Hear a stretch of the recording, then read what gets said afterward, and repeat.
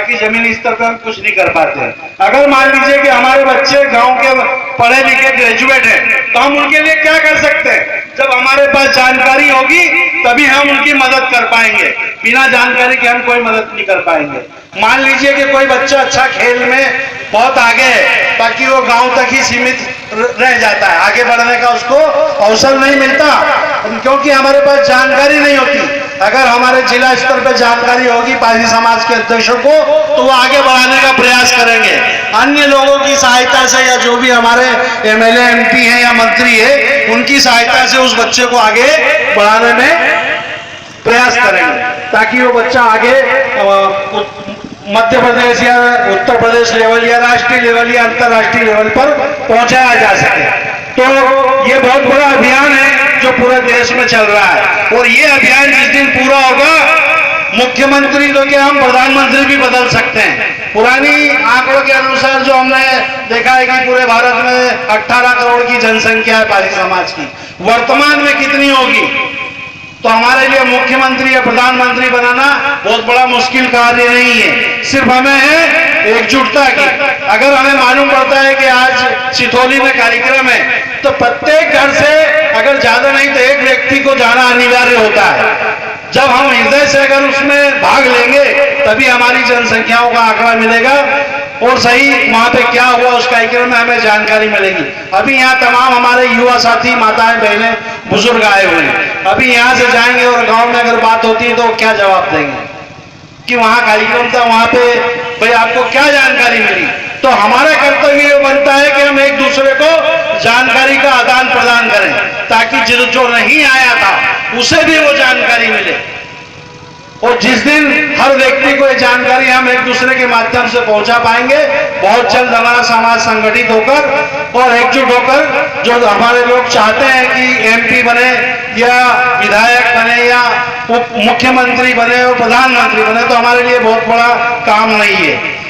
उसी के साथ में मैं एक और चीज कहना चाहूंगा कि हमारा समाज हमारे इतिहास से गुमराह रहा है, जिसके लिए हमने रतलाम मध्य प्रदेश और द ग्रेट वीरापासी टाइम्स के माध्यम से इसमें पूरे देश की जानकारी होती है कि कहाँ पे हमारा समाज क्या कर रहा है। प्लस इसी के अंदर हमारे पूरे देश में, मतलब पूरे देश में जहां जहां भी हमारा साम्राज्य रहा है पारसी समाज का, उसकी हिस्ट्री इसके एक पत्र के माध्यम से गांव गांव घर घर तक पहुंचाने का प्रयास चल रहा है, ताकि हमारे आने वाली पीढ़ी को गौरवान्वित महसूस करे। अगर इतिहास जानेगी तो गौरवान्वित महसूस करेगा, नहीं तो दलित है, दलित से महादलित तो बना ही रहा है लोगों ने। तो मैं भाइयों सभी से यही कहना चाहूंगा कि बच्चों को ज्यादा से ज्यादा शिक्षा दें और व्यापार की तरफ ज्यादा मोड़ लें, क्योंकि व्यापार में हमारे लोग बहुत पीछे हैं। छोटा सा व्यापार करें, शर्म ना करें, सिर्फ व्यापार करें, क्योंकि बहुत सारे लोग हमारे पढ़ा के आगे भी बढ़ा देते हैं, नौकरी नहीं मिलती उनको, फिर वो व्यापार भी नहीं कर पाते। क्यों? कि वो सोचेंगे हम छोटा सा व्यापार शुरू करेंगे, उन्हें शर्म आती है। तो इसलिए पढ़ाई के साथ साथ छोटा मोटा व्यापार भी हम उनके साथ लगाते रहे, जो कि अगर नौकरी नहीं मिलती तो कम से कम व्यापार तो कर ही सकते हैं। और व्यापार पुश्ते नहीं होता है कि आप अगर नहीं रहेंगे तो व्यापार कभी खत्म नहीं होगा, पीढ़ी दर पीढ़ी आपका व्यापार चलता रहेगा और आप किसी के भरोसे नहीं रहेंगे। नौकरी तो आज है, आपकी है, बच्चे को मिली ना मिली, परंतु व्यापार हमेशा पीढ़ी दर पीढ़ी चलता है। इसलिए मेरे सभी यहाँ पे जितने भी युवा बंधु, माताएं, बहनें, जो भी बुजुर्ग आए हुए हैं, मेरा ये संदेश जरूर पहुंचाएं कि भले छोटा सा ही व्यापार करें, और जिस दिन हमारा समाज व्यापार की ओर बढ़ गया उस दिन हमारी गति को कोई रोक नहीं पाएगा। तो इससे ज्यादा मैं और कुछ नहीं कहना चाहूंगा। और सभी, अगर हमारा आपसी मतभेद है, हमारा होता है परिवार में, होता है सभी गांव में होता है, तो उस चीज को अगर किसी के ऊपर आपत्ति आती है, विपत्ति आती है, तो उस चीज को भुलाकर उसके साथ खड़े होना चाहिए, क्योंकि उस चीज की बहुत कमी है।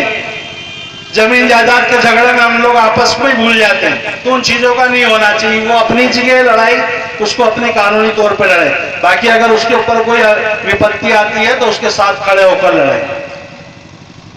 सभी को, यहाँ पधारे सभी युवा साथी, माताएं, बहनें, बुजुर्ग, सभी को बहुत बहुत धन्यवाद। और एक और चीज कहना चाहूंगा कि प्राचीन काल से महिला शक्ति का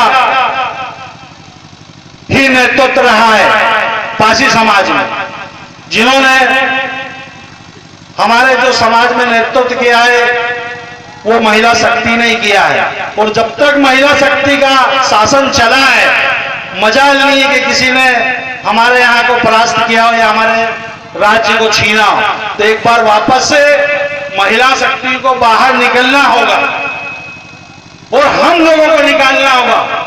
हम लोग चले जाते हैं, भाई खेत जोतने जाना है या किसी कंपनी में नौकरी करने जाना है या दिहाड़ी करने जाना है, तो हमारे पास समय नहीं है। हम मान लो कार्यक्रम में गए तो भाई बच्चों को खिलाएगा कौन। तो मेरा आप लोगों से यही निवेदन है कि महिलाओं को ज्यादा से ज्यादा आगे करें, क्योंकि महिलाओं की एंट्री बाहर के दरवाजे से लगा के किचन के रसोई तक होती है। और जो मैसेज हम बच्चों तक पहुंचाना चाहते हैं या प्रत्येक व्यक्ति तक पहुंचाना चाहते हैं, वो पहुंचा नहीं पाते हैं।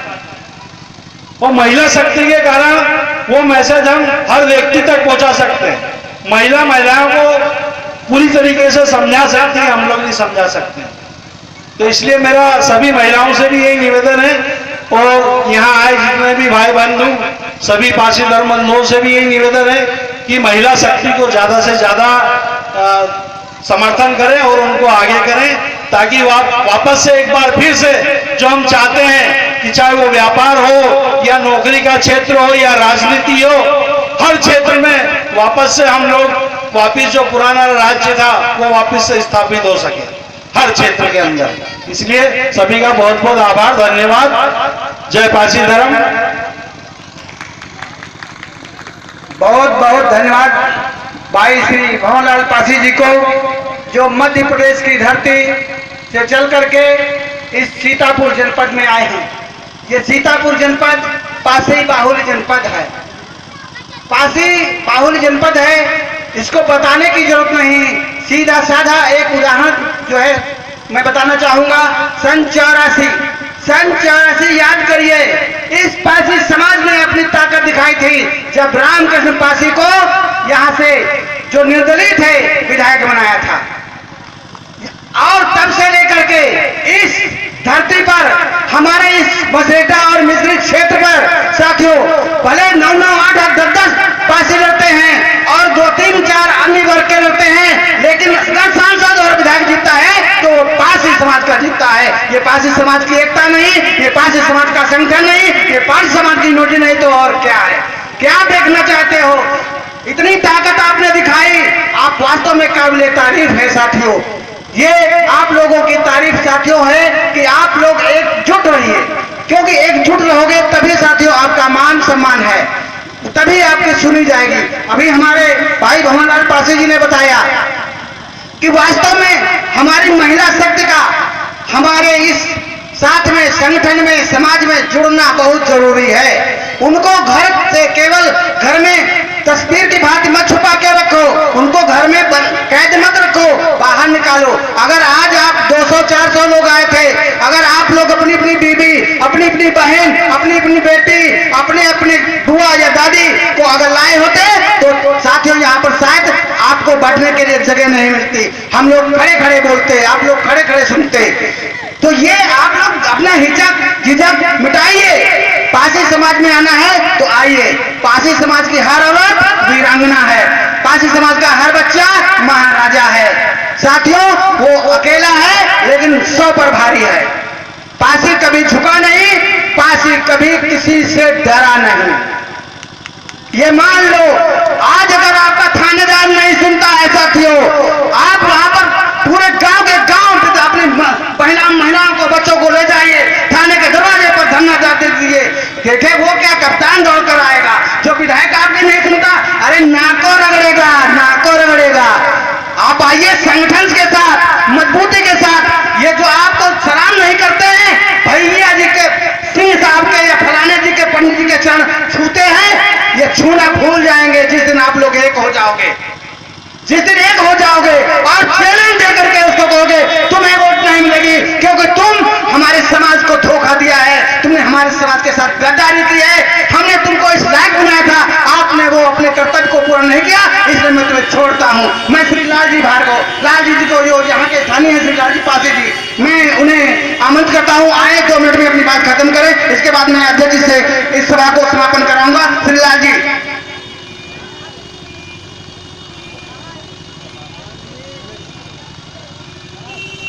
आइए भाई, आप कानों में ठट्ठियां अगर डाल के बैठे हो, सभा में बैठे हो, लेकिन इनका ध्यान शायद लखनऊ में ताजमहल देख रहे हैं। लखनऊ में ताजमहल, आगरा में नहीं, ये लखनऊ में ताजमहल देखते हैं। हाँ हेलो, माता बहनों भाइयों, आपसे निवेदन है कि ये स्वागत आप लोगों से निवेदन है कि सर झुकाकर बंदगी करता हूँ। माता बहनों भाइयों, ये जो